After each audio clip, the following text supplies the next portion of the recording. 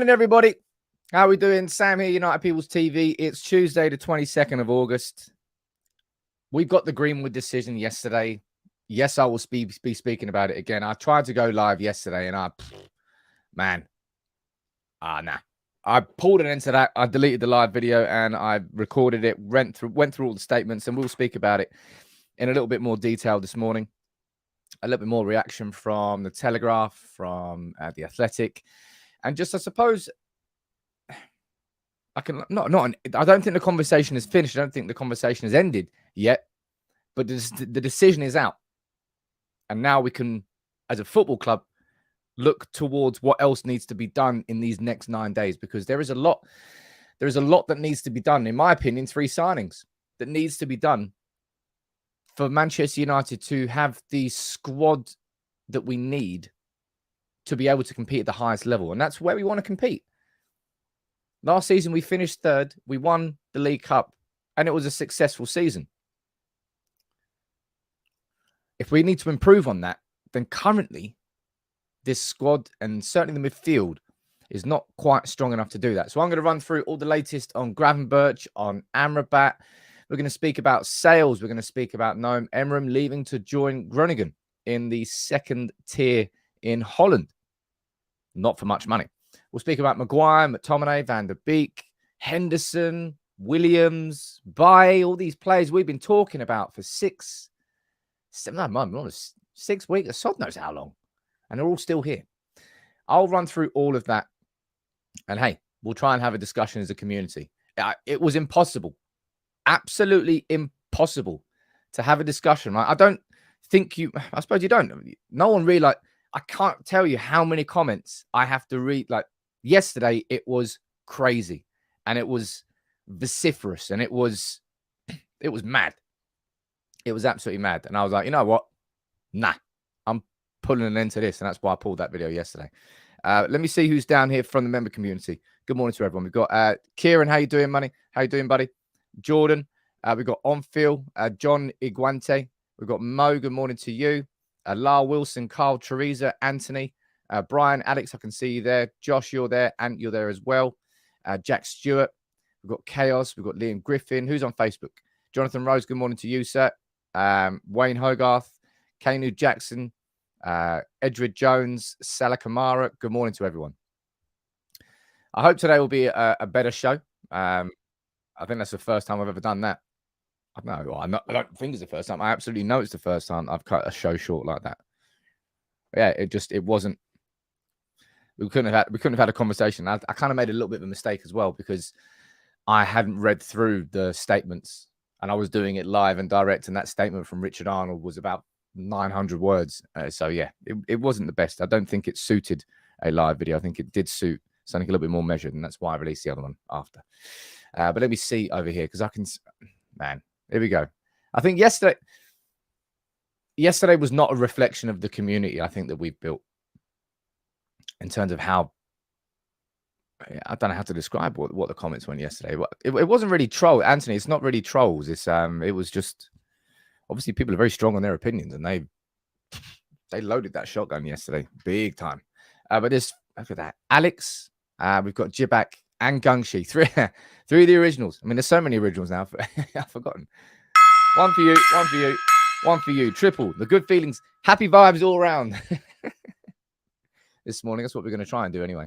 It's not going to be possible because I've got to talk about Manchester United and the signings that we need to make. And Lyle Wilson, man, you've done it as well. Hey, look, sorry, I'm going to join in down there.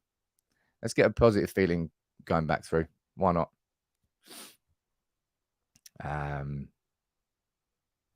Lyle, there's one for you. Jeez. And look, there's one for me as well. I don't ever give myself one. You can share that amongst yourselves. But yeah, I want to I'm going to close the comments for the next couple of minutes so I can not be distracted and actually say what I need to say here. And that's what happened yesterday. I was trying to say what I was saying. I looked down at the comments and it took me off guard because of how crazy the comments were. And then you lose your chain of thought. So I won't be looking at the comments for the next couple of minutes, and I'll come back after. But the Mason Greenwood decision yesterday, look, I forgot about that actually. Let me pull this up here. Because I'm doing so many things. My God. Right. Let's pull this up. because a new podcast has been released. Me, Alex, and Bal, we recorded this last night after the statements were all released, after everything, and we ran through it. Okay. It's going to be the last podcast we do on this topic, and we try to cover it from all angles, try to speak about it from all points of view. And yeah, if you'd like to listen to that, I'll give you the link to the podcast here. And let me pop that down there. There we go. That's the link to the podcast, which was released just this morning, and it's all about the Mason Greenwood situation. So obviously the decision was made yesterday, and we know full well that Manchester United completely U-turned on their decision. And there's been a lot of the anger yesterday in the comments was towards the idea that, Man United have just made this decision because of public opinion.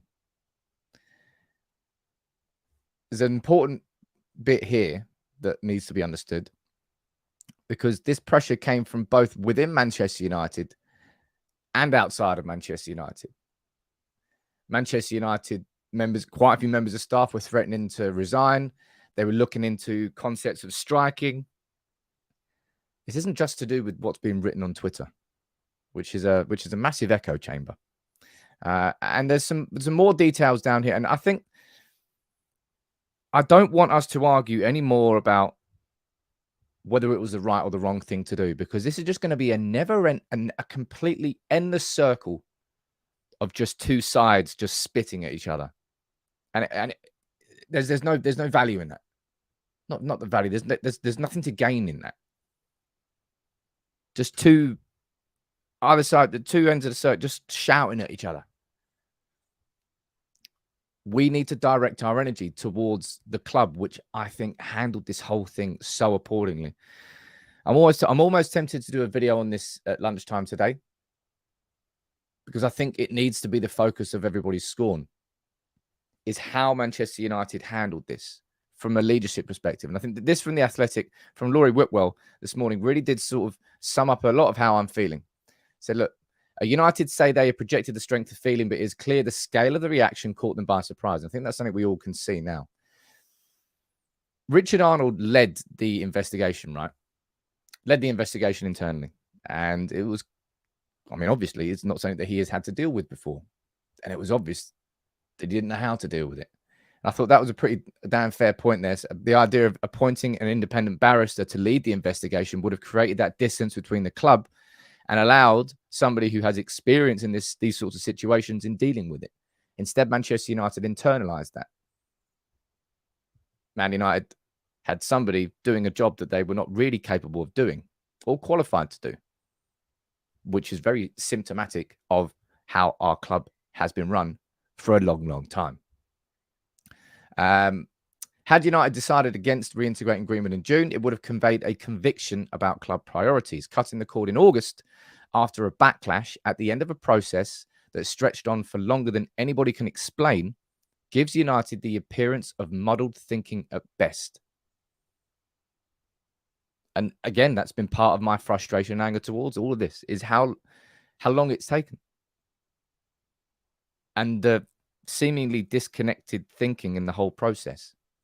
And look, it's written there. There are some who feel that the time it's taken to reach this point is symptomatic of an ownership that is often excruciatingly slow. Look, when it comes to any businessman, it all goes back to the top.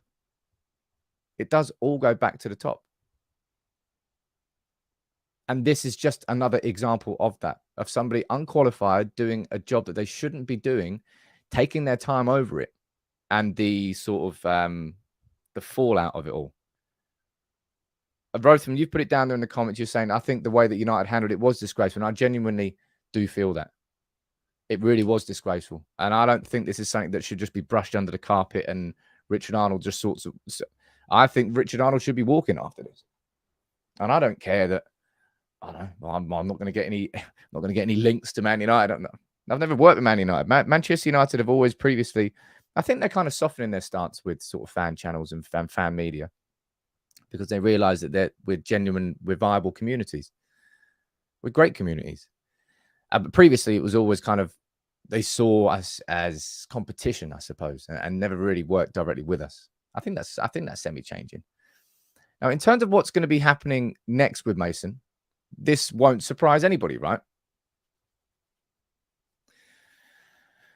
Within hours, this is from Paul Hurst from the Times. Within hours of the announcement, United have received numerous phone calls from clubs across Europe and the Middle East, registering their interest in signing him. Istanbul Başakşehir, obviously, who beat us in the Champions League a while ago, they've interest.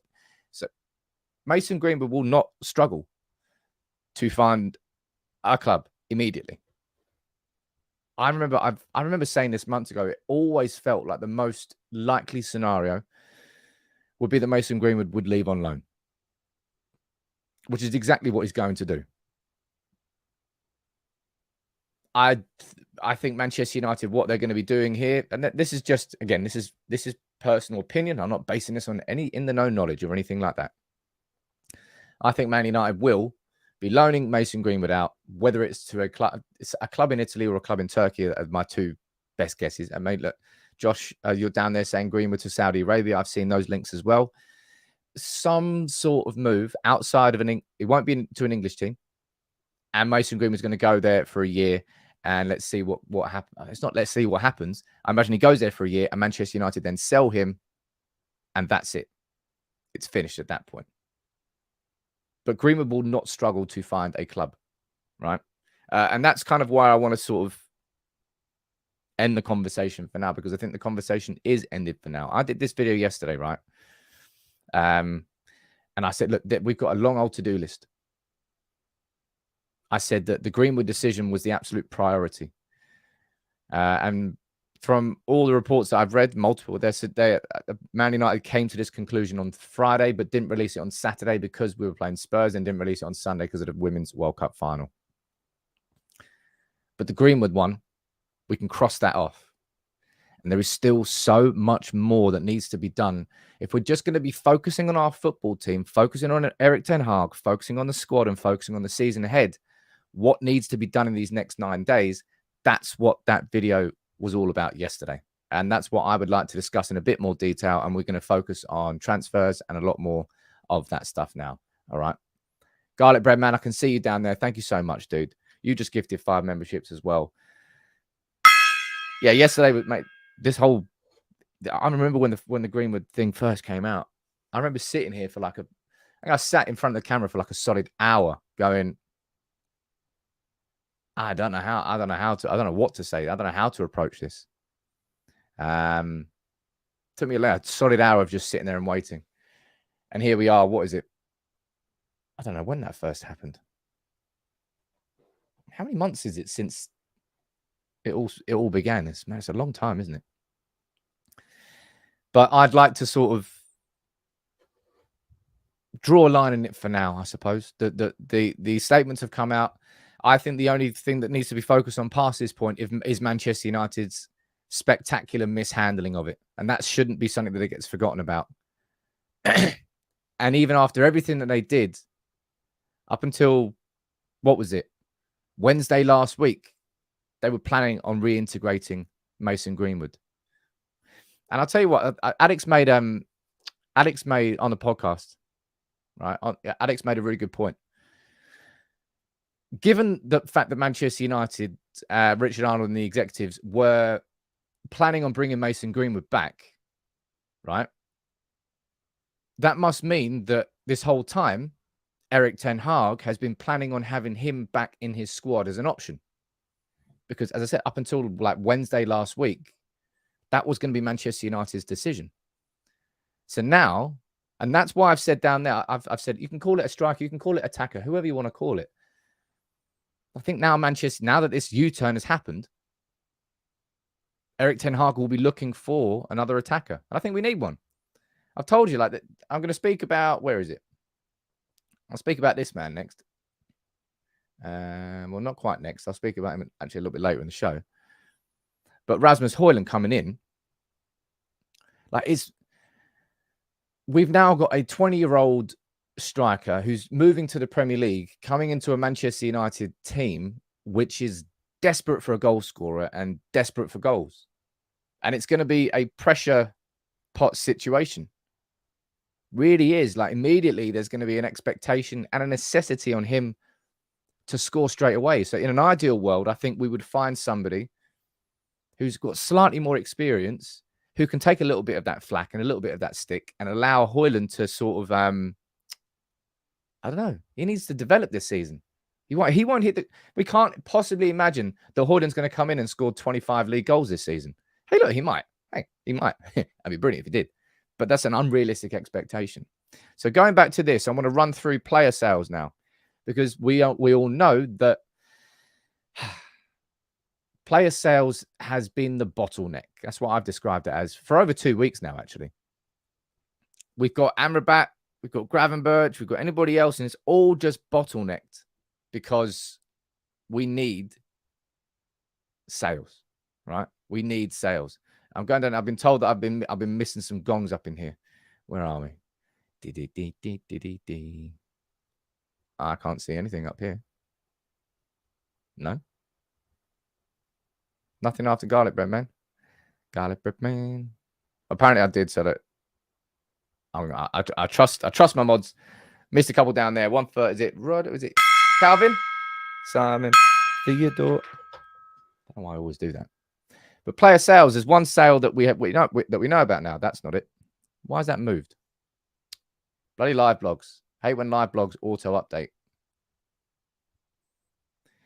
Now I've got to go through and find out where it is. Why'd you auto update, man? Get out of my life.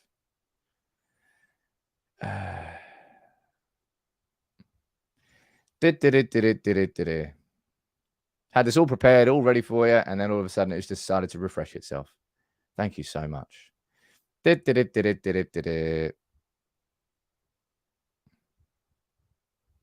Where is it? Oh my God. Right. Doesn't really matter. Sod it. It's on the board there. Emeran. Let me get a photo of him up. Stupid thing.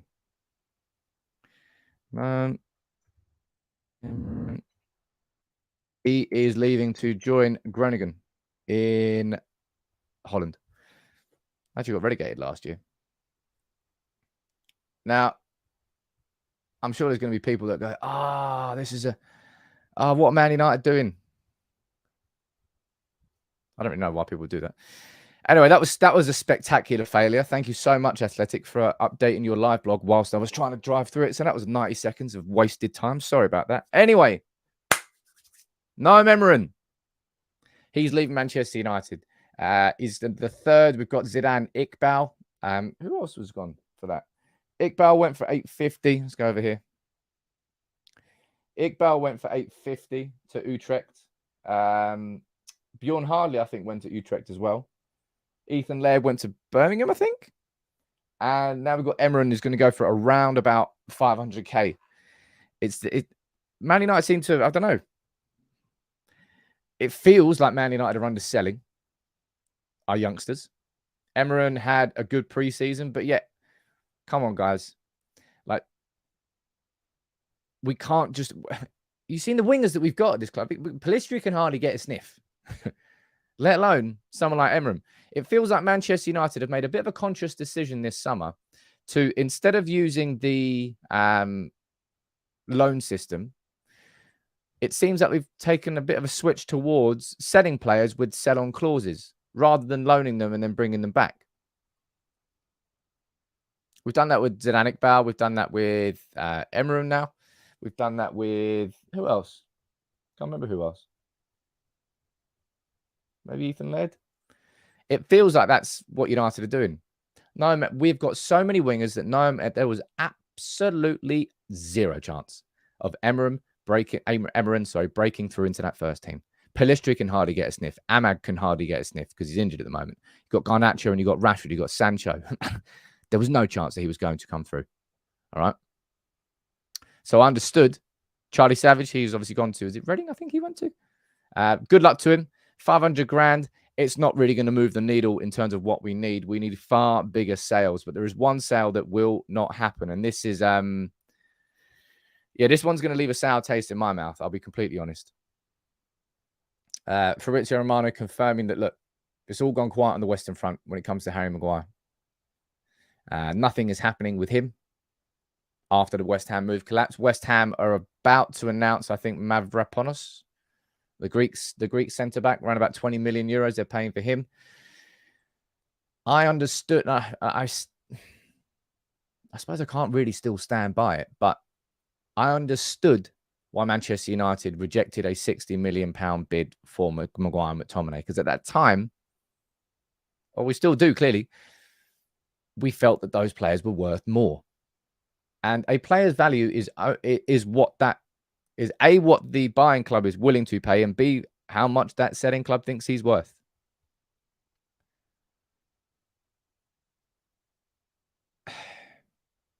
Do you? I spoke. Type yes or no, and I think I know what the answer to this is. Do you regret Manchester United rejecting that 60 mil bid for Maguire and McTominay? You type yes or no. I think I know what it is now. And as I said, I accepted it at the time because I felt, yeah, McTominay in the market is worth more than £30 million, man. He is. But I think I would rather have a look. I said I'd rather have 70% of something than 100% of nothing. And Man United currently have 100% of nothing. Jason, you're saying, Sam, we accepted the 30 for Maguire. Yeah, I know that, but it was the dual deal, I suppose. I'm going into this, so we did accept 30 for Maguire. You kind of, it's fair to call that out. But it's going to be bad for Manchester United, man. If we're look, I've got McTominay and Van der Beek there. Again, Van der Beek, like, what? Why can't we sell players? Somebody give me some logic. Somebody, please. Because I'm presuming it's down to the contracts. It has to be down to the contracts. Because we are just crap at it. And it's so infuriating. And it's holding us back here in these last 9 days of this window. It really is. Because we need the... McTominay is the only one there. I think maybe he could get a chance this season. Maybe. But Kobbie Mainoo, like, people...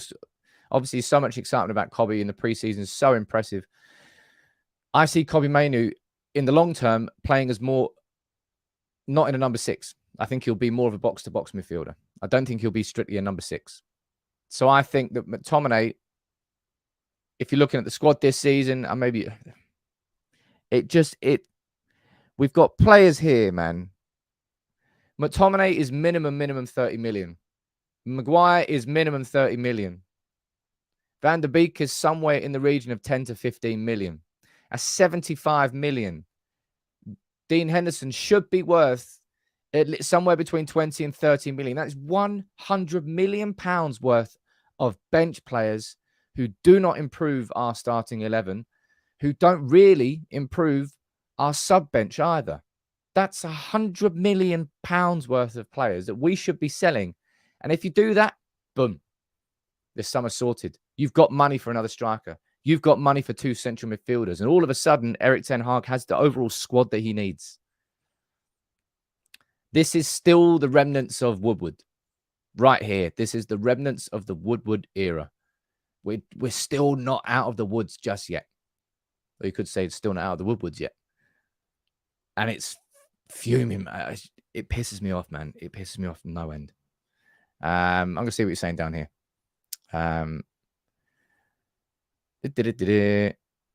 65 mil from West Ham was fair. It was 60, not 65. I don't think it was fair. I think Scott McTominay was worth more than 30 mil. So as I said, I stood by at the time, but now I can look back on it. I think I'd rather United have accepted it. I'd rather have had that 60 mil. Because I think we'd already have Amrabat, and we'd probably be looking at another attacker if we sold those two.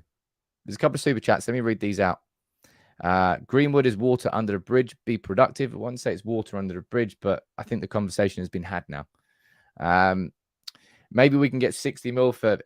I don't know how much he'd be worth if he was to be sold this summer. And I suppose any figure like that would only come from Saudi Arabia, right? Yes, regret. Why does Bum so shamelessly staying? Oh, in terms of Maguire. He prioritized that payoff over playing football. Weird flex. Really weird flex, if you ask me. Joey, you sent a super chat, buddy, but you didn't actually say anything. So try and leave a normal comment, and I'll try and read that out. Daniel was saying we wouldn't have got 60 mil. Maguire would have said no to the move regardless. So the argument is invalid. That's kind of a fair point. It's just, I think what's annoyed me and what's annoying me is I genuinely believed, like maybe, I don't know, what was it? It's called like 3 weeks ago. 2 or 3 weeks ago. I genuinely felt that this could be one of the best summers that we've ever had. Because I was looking at this board here. I was going, if we sell Maguire, we sell McTominay, we sell Bailly and Henderson, Van der Beek and Williams, all completely realistic options. And then we go out and we sign that extra central midfielder that we needed, maybe a striker too. I'm like, wow, what a summer. But instead, everything reached Maguire and it stopped. Everything reached Maguire. It got bottleneck behind him. The deal didn't go through. United were trying to negotiate that, took the rise off everywhere else. It's all stopped with Maguire. And I'm not saying that as a sort of a scapegoat for Maguire, but it's completely true. Man United wanted to bring Todibo or Pavard in. We were in talks with them, but we couldn't escalate those conversations until the Maguire situation was resolved. The Maguire situation didn't get resolved. Those situations with Todibo and Pavard all went quiet, and nothing else has really happened since. Not with McTominay. Henderson, he's in talks with Crystal Palace. Come on, Crystal Palace. Do us a good one. Van der Beek to Real Sociedad. All gone quiet. Joey, there you go, buddy. He's saying, thanks, Sam, for doing this, but forgot to put a message up as a super chat. Dude, man, I love this community. I love everything we do. It's never a quiet day with Manchester United, is it?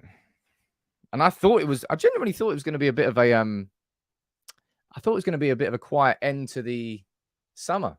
I felt like we got our 3 big signings in now. But our midfield has been horrendously exposed, man. Horrendously exposed in these first 2 games. And Ten Hag is playing the exact system I thought he would, and I said he would, switching to that, a real focus on 3-1-6 in possession, playing with the aggressive front press, trying to be proactive. We've always wanted our team to be proactive, right? So that's what Ten Hag is trying to do. It's just nay working. I'm going to run through that in a little bit now. There's a super chat there, and there's also a conversation I want to have about Pellistri, which is a bit of a weird one. Ryan Reynolds taking some sweet time off from owning Wrexham. How you doing, buddy? Thanks for the super chat.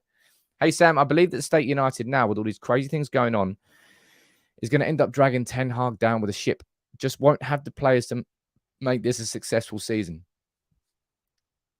I'm not going to go as far as saying that, but I suppose my definition of a successful season now, Ryan, is bettering last season. We have to go upwards. We have to go forwards. That means just winning the League Cup and finishing in the top 4 this season. It's not a successful season. A successful season for me is come the end of April, come the start of May, United are within touching distance of the top of the league. We might not have enough, and I don't think we will have enough to win the league, but we should be within touching distance. We should still be in that conversation. Champions League. I want us to get to the quarters, to the semis, see how we get on. I want us to get out of the group stage for sure. League Cup and FA Cup, don't know. But that midfield, hoi. I'm going to speak about that now, actually, because I've mentioned it a few times. But I saw this yesterday on Sky Sports. I'm sure you saw it too, right? And the stat doesn't reflect well on Manchester United. It doesn't reflect well on Casemiro. But I think the stat, it's better presented in a different fashion, right? Because it's written there, dribble past. Casemiro's been dribbled past 6 times. Bruno's been dribbled past 7 times. And Mason Mount has been dribbled past 4 times. I think it's better represented like this. Because they're not getting dribbled past. Bruno, I suppose technically they are, right? But Bruno, Mason Mount, you can see it there. Bruno has attempted 12 tackles. And he's only been successful with 5 of them. So he's been dribbled past 7 times. The one that really caught me off guard is that one, right? Because all this is, right, Lisandro Martinez there, he has a 37% success rate for his tackles so far this season. Bruno Fernandes up there on 41%. And you've got Casemiro down there with an absolute paltry 14%. It's timing. The timing of our tackling is way off. And you've seen it in particular with Casemiro, because on more than one occasion, I've seen Casemiro sort of lunging after a player when he's ran past him. And he doesn't make the lunge either. Man United's tackling has been woeful. And when you mistime those tackles, you get dribble past, right?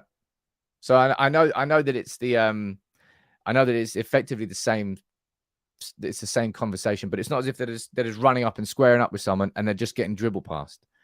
It's to do with poor tackling. It's to do with United being proactive, but being crap at it. If you're going to be proactive, you have to make that tackle.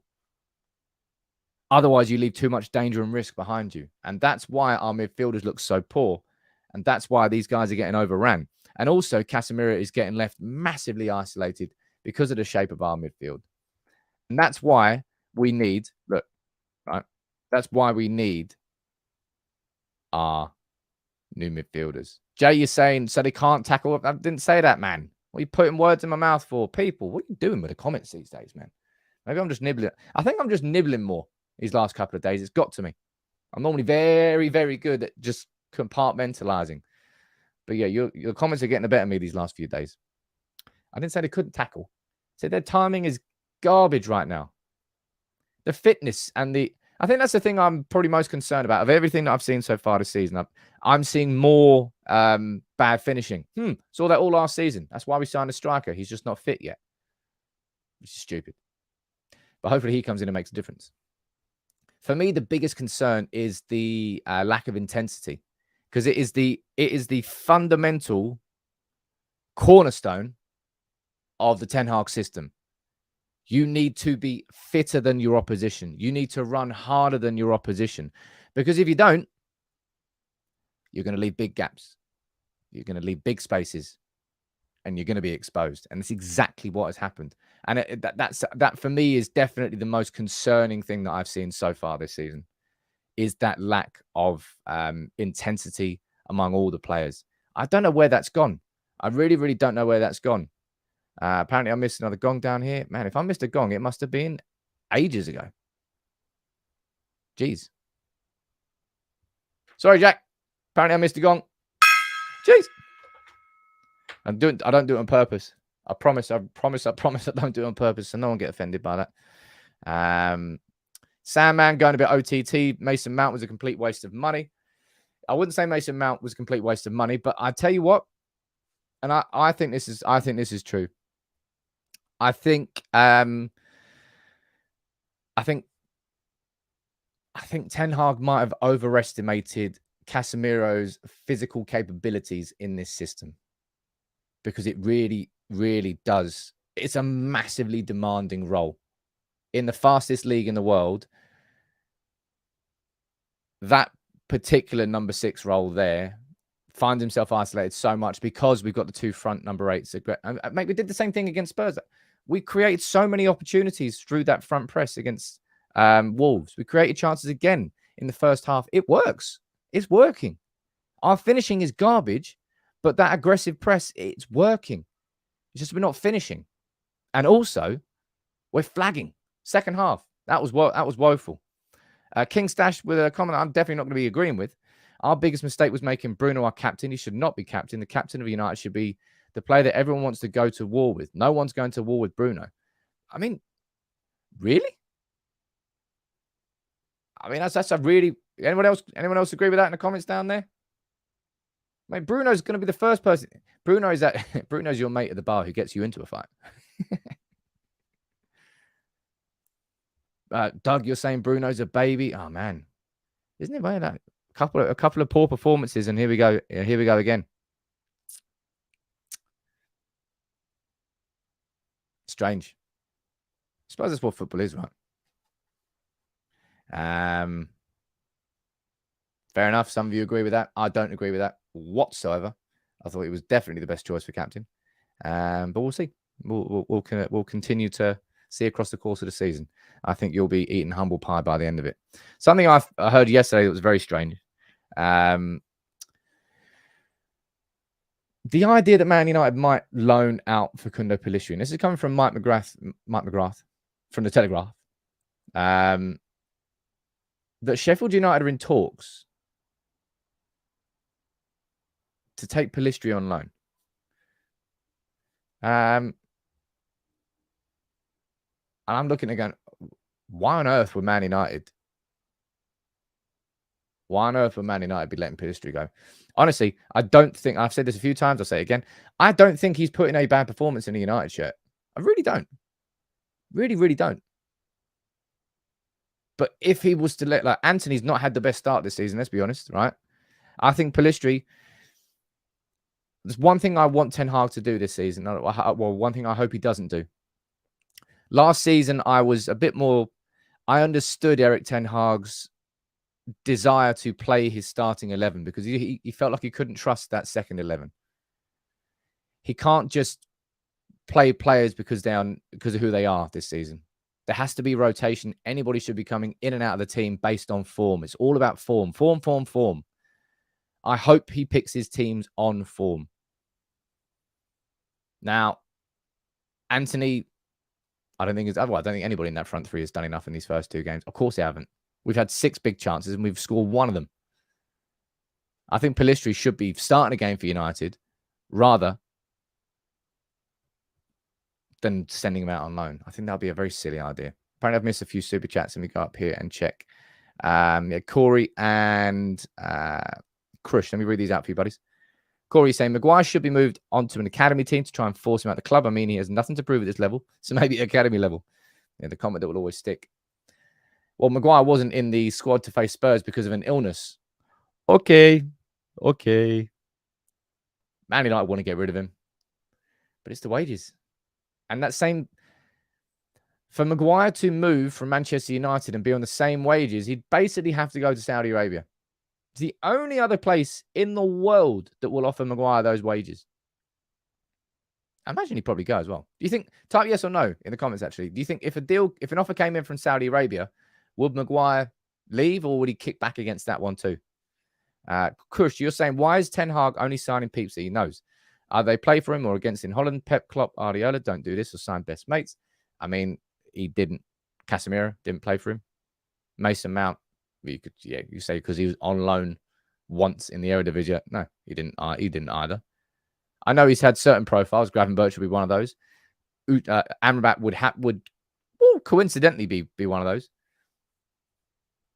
I don't think there's anything wrong with signing players that have had some sort of connection to him, but as long as it isn't the entire strategy.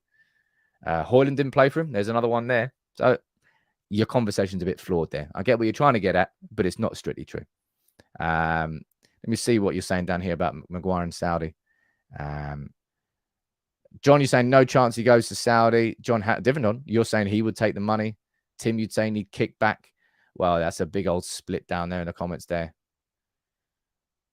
I'm going to go 60-40. 60-40. You think that Maguire would go to Saudi Arabia if he got the opportunity? I think he would as well. Speaking of Saudi Arabia and speaking of centre-backs, I've got confirmation here from Julien Laurens, who's he write for these days? Is it ESPN? Yeah, ESPN. Confirming that Varane, look, he's not been contacted by anybody in Saudi Arabia. He's not going to be going to Saudi Arabia. He's happy at United. Good. Maybe that could be a conversation for next summer, but we can't afford to lose Varane this summer. I don't think Varane's going to have the physical capabilities of playing a 60-game season and we need to rotate him. Yes. But Varane is definitely one of the... I think Varane, Wan-Bissaka, Onana. Our defense has started this season pretty well, in my opinion. Overall, I think, compared to the midfield and the attack. The defense has started quite well by comparison. Still room for improvement, sure. But I think Varane's actually been one of the better players. I don't think he'll be leaving anytime soon. But next summer, I think it could genuinely... I think it could probably be a good idea for Varane to go there, Man United to invest big in a right-sided centre-back. I think that would actually work. Doug, you're saying Varane has that mentality that's required for us to go and win games. He's the heart we require. He started the season well, man. Really has. And I'll be really frustrated if he was to leave. You can let me know in the comments, right? I've written it down there. I said 3 signings are still, in my opinion, 3 signings are still needed for this season for us to have the ambitions that we want this season, right? And I want Manchester United to sign Gravenberch on loan, Amrabat for 20 to 30 million, McTominay to leave. That's a net zero. Net zero for Amrabat and Gravenberch. Incredible. Amrabat would be that deeper lying playmaker. Gravenberch, he can receive the ball in those situations, but he's more of a ball carrier. He's someone who can bring the ball forward. Those two added into that midfield, we'd have so many different options for recycling possession.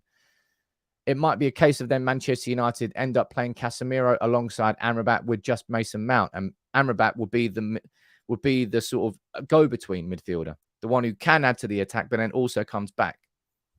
I think you should be able to get both of them for relatively cheap. I'm not here saying that Man United have got to sign this midfielder worth 60 million and that midfielder worth 80 million. This is just not going to happen. I'm saying that we could get 2 midfielders for the price of selling McTominay. Jonathan, we're all getting frustrated. Why do you keep mentioning Sales and Amrabat and less? I know, man. I know that if we don't shift people, we will not get anybody. It's exactly why I spent 15 minutes talking about sales before I spoke about transfers. People. Man. The frustration is really sort of... As I said, I like to think that I have a fair gauge of fan sentiment. And the fan sentiment right now is...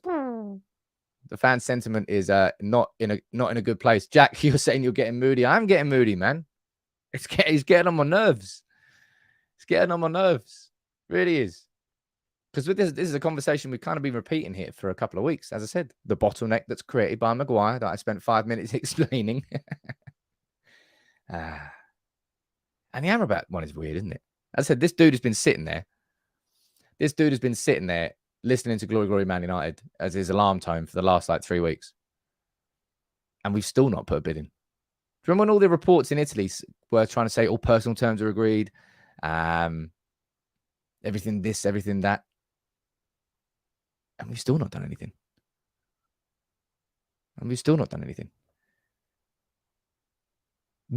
Hey, look, if Liverpool were to come in, put in a bid for him, we could not begrudge him moving there. But he wants Man United. He wants to work for Erik ten Hag. Man United just must not trust their ability to be able to get rid of players, right? Because we signed Onana, Mount, and Haaland before any major sales had happened. And now we need money in. And as I said, we've somehow managed to turn a window which was heading towards a 9 out of 10. Heading towards a 9 out of 10 is now heading towards like a 5 or a 4 out of 10. Because all 3 of those signings, I still think across the course of the season, I think we're going to be happy with Mason Mount. Has he had a tough start?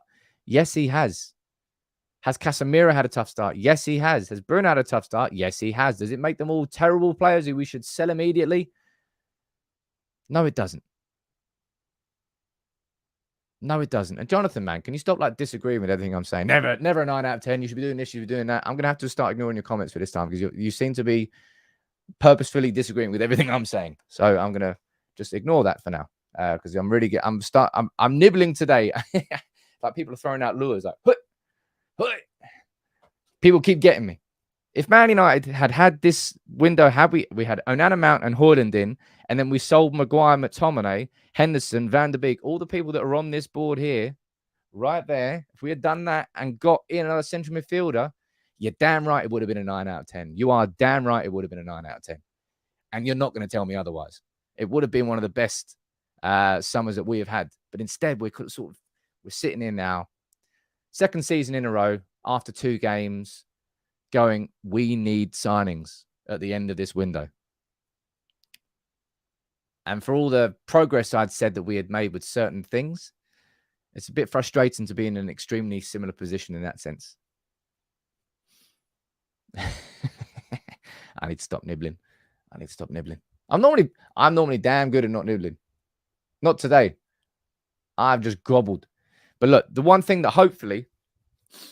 we hopefully get an improvement on is this, right? So you can see Manchester United so far this season, only Newcastle and Brighton have made more big chances than us. Newcastle have scored 6 goals from their 8 big chances. Was it 5? 5 or 6? Brighton have scored 8 goals from their 9 chances, which is ridiculous. Their conversion rate on that is incredible. And you can see here, right? This is the XG of the league. So this is the non-penalty expected goals. Brighton have got 6.76 and they scored 8. Newcastle have got 4.58 and they scored 5. Man United, our XG is 4.4 and we've scored bloody 1.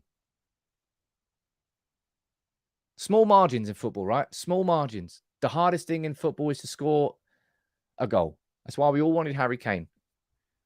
But United were never going to get Harry Kane. That's why we pulled out of that quick. Pulled out of that early. United couldn't afford someone like Caicedo. Caicedo went for 130. Like, Jonathan, again, I'm putting you out on this. You're saying, no, we needed Caicedo. We needed Kane. It was not possible. You thought United were just going to be dragged all summer long and spend 130 million on Caicedo? Nah.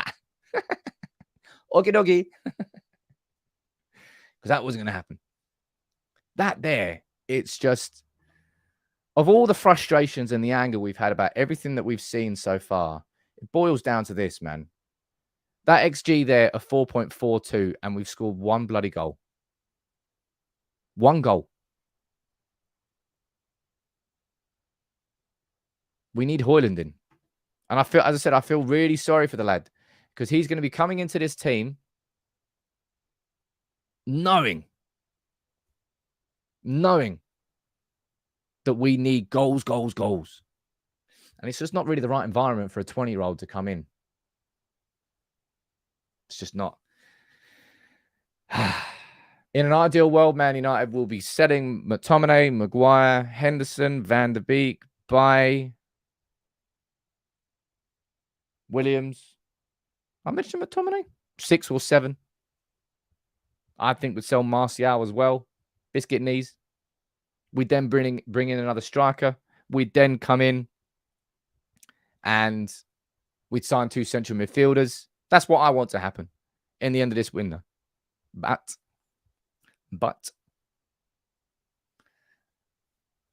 it's not happened so far. Everything's been just, we've got the fat burger of Maguire. That's what I'm going to call him now. I think Maguire's staying. McTominay could still see happening, but I mean, who's going to go in for him now? I don't think West Ham are looking after him. It's Debbie, you're right. It's a lot of pressure on Højlund. It is an insane amount of pressure. It's not as if you need pressure on when you're a Manchester United player as a 20-year-old coming in, but the pressure's cranked up because the environment now is it's a pressure boiler situation. Kobbie Mainoo coming back, yeah, cool. That'll make a nice difference. But what, we're going to be talking about an 18-year-old on his breakthrough Premier League season. It's like looking at Garnacho last year and going, I hope he can score 30 goals. But no, you don't do that because you're looking at a senior player in Rashford doing that. Man, we need these last 9 days. It is no exaggeration. You know, sometimes you can panic and you can over-exaggerate and you can do a lot of stuff like that. I'm really, really not. Man United need these last 9 days to go properly, to go well. And a lot needs to happen for us to be in a position where this season we can have genuine ambitions that we want to have. The whole Greenwood saga has been something that's been hanging over the club. But now that's done. Now there's no more conversation about when's it going to be announced, what's going to be said. It's all done. It's out in the open. Focus on the football team that Ten Hag needs and the transfers that need to be done in the next 9 days. Now, there's a few super chats around there. I'm going to read all of these out because I know that they've been piling up. So I haven't ignored them, I promise. Bruno for the win. City sausages. I like sausages. Everyone likes sausages. Remember, I'm not going to speak about that, Phil. MC Wardy, we should put Sam up top. How many would I get up front? Mate, I want our football team to do well, all right? Putting me up top like a limp noodle. It's not that. I'm Potato. How you doing, buddy? No slight on Anthony. I still feel the 80 million we suddenly found to sign him should have got the experienced centre forward we needed. It's Captain. Is it Captain Hindsight? Look, it's not, because we should never have spent 80 million on Anthony. We know that. It was double his value. 40 million was what Anthony was worth, but we left it late. We panicked. We waited until we lost against Brighton and Brentford. We got our panties pulled down. MC Warder, you're saying, who would you say is our... You're talking about me again. I thought you were talking about Rude. Can we bring Rude back? I need to put Rude on the wall. Hopefully, I should try and get a Hoyland poster and a Rude poster and put them next to each other. Jonathan, the type of dude. Jonathan clearly feels strongly in his opinions today, but I pretty much disagree with absolutely every single one of them. That's why it keeps catching me out. Protosaurus Rex, how you doing, buddy? Imagine if Hoyland and Mainoo were fit. They shouldn't be relied on, but would help the squad massively. We shouldn't be looking at... I suppose we should be looking at our big money striker for goals, right? The kid's 20. Imagine he does. I suppose that's the beauty of signing at like an unknown entity. Imagine he does just take to it straight away. Thrives under the pressure. Loves it. System's perfect for him. Scores goals aplenty. Be nice, wouldn't it? Silent, you're saying, if we do sign another striker within our budget, what striker would you sign? Now, that's a really good super chat. Thank you for sending that in.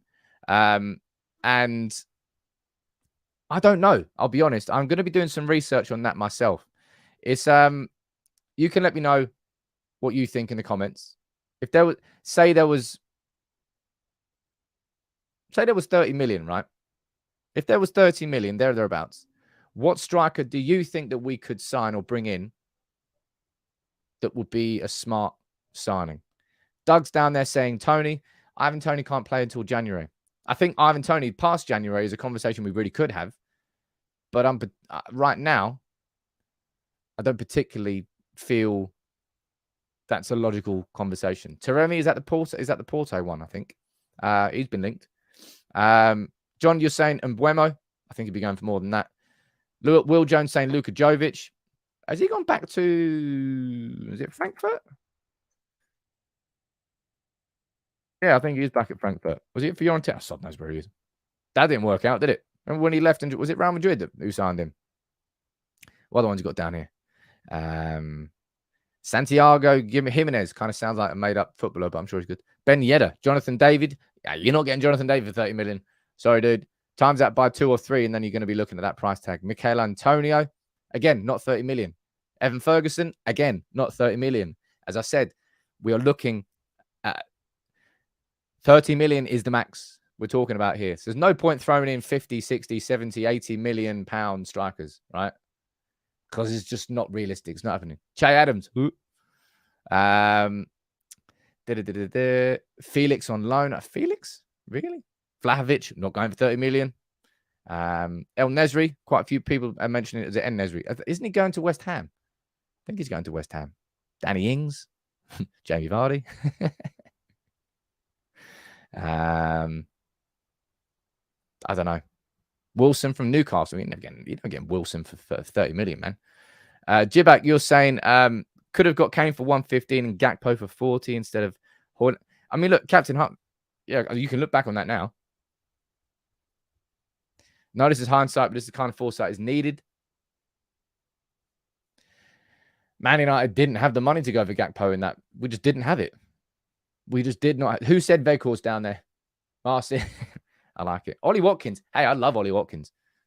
I genuinely think Ollie Watkins is sort of in the same category as Ivan Toney. I've sort of Premier League strikers that are a bit underrated and I think would thrive in the United environment. But again, Ollie Watkins, you're looking in a way in excess of 30 million. You're looking at one of the central pieces of this Villa team, which is very exciting. They're not going to sell him for 30 mil. But look, I think the striker conversation is a mute point unless a lot of sales are made. I think the priority is going to be that central midfielder.